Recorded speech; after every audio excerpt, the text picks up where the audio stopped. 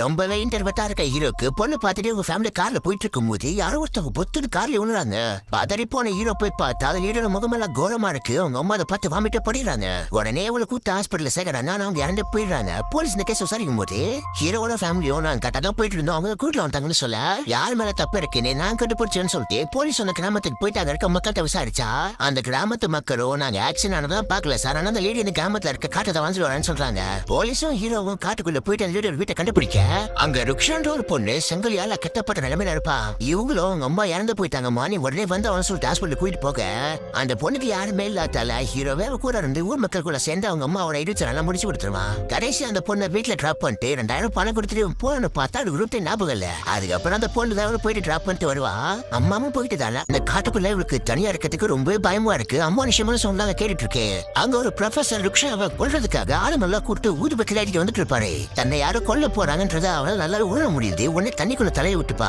அவ ஏன் அங்க போய் பார்த்தா ருக்ஷா இருக்க மாட்டா, தப்பிச்சு போயிட்டு இருப்பா. ஹீரோ தனியா ரூம் எடுத்தா தங்கிட்டு இருப்பான். கட்லி கடையில் ஏதோ அசைவு தெரியும்னு சொல்லிட்டு போய் பார்த்தா பயங்கர ஷாக்கு. ஆக்சுவலா அங்க ருக்ஷா தான் வந்து ஒஞ்சிட்டு இருப்பா. அவ்வளவு அழுதுகிட்டு எனக்கு கொலை பண்ண போறாங்க, எனக்கு காப்பாத்துன்னு சொல்லிட்டு கதறான். ஹீரோ ஓன் எதுக்கும் கவலைப்படாத, யாரும் இருந்தாலும் சரி போலீஸ் கிட்ட சொல்ல அவள போலீஸ் எல்லாம் ஒண்ணுமே பண்ண முடியாதுன்னு சொல்லிட்டு இருக்கும் போது அவ காலெல்லாம் ஏகப்பட்டு அடிபட்டு இருக்கோம். நான் உன்னை சீக்கிரமா ஹாஸ்பிட்டல் சேர்த்துட்டுறேன்னு சொல்லிட்டு ஹீரோவும் ருக்ஷா வீட்டுக்குள்ளேயே வச்சு கதவு லாக் பண்ணிட்டு ஆபீஸ்க்கு போயிடுவான். வரும்போது அவளுக்கான புது ட்ரெஸ் எல்லாம் பர்ச்சேஸ் பண்ணிட்டு அவளை போட்டுக்க சொல்லிட்டு சாப்பாடு எல்லாம் கொடுப்பான். அவன் சாப்பிட மாட்டேங்கிறா. நைட் ஹீரோ தூக்கத்துல இருந்து பார்த்தா ருக்ஷா டஸ்ட்பின்ல இருக்க சாப்பாடு அடிச்சு சாப்பிட்டு இருப்பா. நீ ஏன் இந்த மாதிரி பண்ணிட்டு இருக்க, அவளுக்கு சாப்பாடு வேணும் ஃப்ரிட்ஜ்ல இருக்கு சாப்பிட வேண்டியதானு சொல்லுவான். ஆனா பாவம் அந்த பொண்ணுக்கு ஃப்ரிட்ஜ்னா என்னன்னு கூட தெரியாம இருக்குது. அதுக்கப்புறம் ஹீரோ அவளுக்கு சாப்பாடு கொடுக்க அவ பேய் மாதிரி சாப்பிட்டு கலை பண்ணிட்டு இருப்பா. ரொம்பவே இன்டர்வெட்டா இருக்க ஹீரோக்கு பொண்ணு பார்த்துட்டு உங்க ஃபேமிலி கார்ல போயிட்டு இருக்கும் போது யாரோ ஒருத்தவங்க பொத்துட்டு கார்ல விழுறாங்க.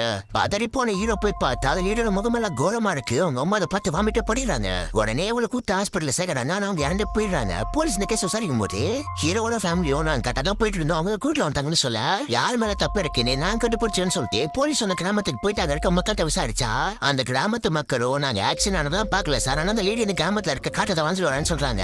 போலீஸும் ஹீரோவும் காட்டுக்குள்ள போயிட்டு அந்த லேடியோட வீட்டை கண்டுபிடிக்க அங்க ருக்ஷான்ற ஒரு பொண்ணு செங்கலியால கட்டப்பட்ட நிலைமையில இருப்பா.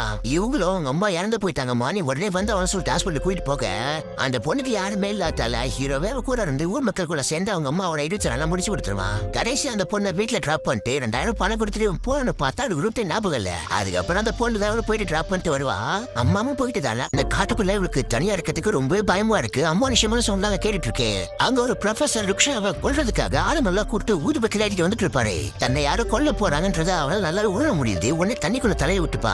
அவ ஏன் அங்க போய் பார்த்தா ருக்ஷா இருக்க மாட்டா, தப்பிச்சு போயிட்டு இருப்பா. ஹீரோ தனியா ரூம் எடுத்தா தங்கிட்டு இருப்பான். கட்லி கடையில் ஏதோ அசைவு தெரியும்னு சொல்லிட்டு போய் பார்த்தா பயங்கர ஷாக்கு. ஆக்சுவலா அங்க ருக்ஷா தான் வந்து ஒஞ்சிட்டு இருப்பா.